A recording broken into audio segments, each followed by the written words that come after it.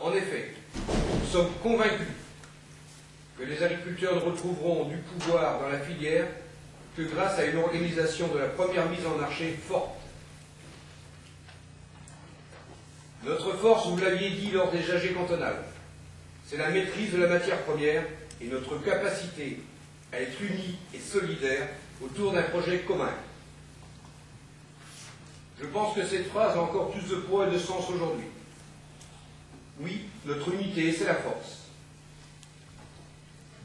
Pour renforcer le pouvoir de négociation des producteurs, la FDSEA s'est appuyée sur des outils reconnus au niveau européen, ce qui est d'une importance fondamentale par rapport au droit de la concurrence et à la nécessité de se prémunir contre toute insécurité juridique. Je vous rappelle qu'en 2008, la FDSEA a appelé de ses vœux la possibilité de créer des organisations de producteurs dans tous les secteurs. En 2009, avec le bilan de santé de la PAC, l'Europe a rendu possible la reconnaissance d'organisations de producteurs au niveau communautaire dans tous les secteurs. Il est important de savoir exactement ce que recouvre le terme organisation de producteurs d'un point de vue juridique. Laissez-moi vous en lire la définition. Les OP sont constituées à l'initiative des producteurs et ont pour but de concentrer l'offre et d'adapter la production aux exigences du marché en quantité et en qualité. Les OP sont la clé de voûte de la réflexion de la FDSEA sur le renforcement du pouvoir de négociation des producteurs. Mais il ne faut pas oublier que dans notre projet depuis 2009, la FDSEA appelle au regroupement des organisations de producteurs reconnues sur un bassin de production pour constituer des associations d'OP sans transfert de propriété des OP à l'AOP.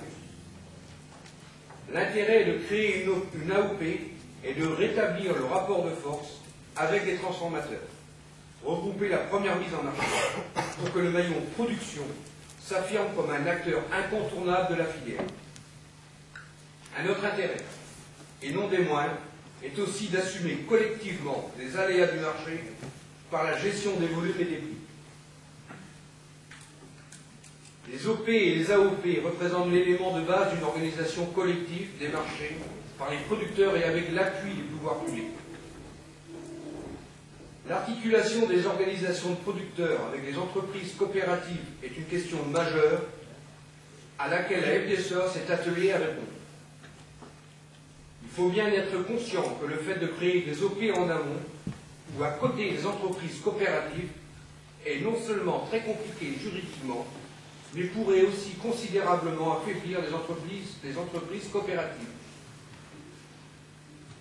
C'est pourquoi nous voulons que les coopératives agricoles soient le socle dans l'organisation des producteurs. La coopération est un formidable outil. Oui, mais à condition de renouer avec les valeurs fondatrices de la coopération agricole et de redonner du pouvoir aux agriculteurs dans leur coopérative.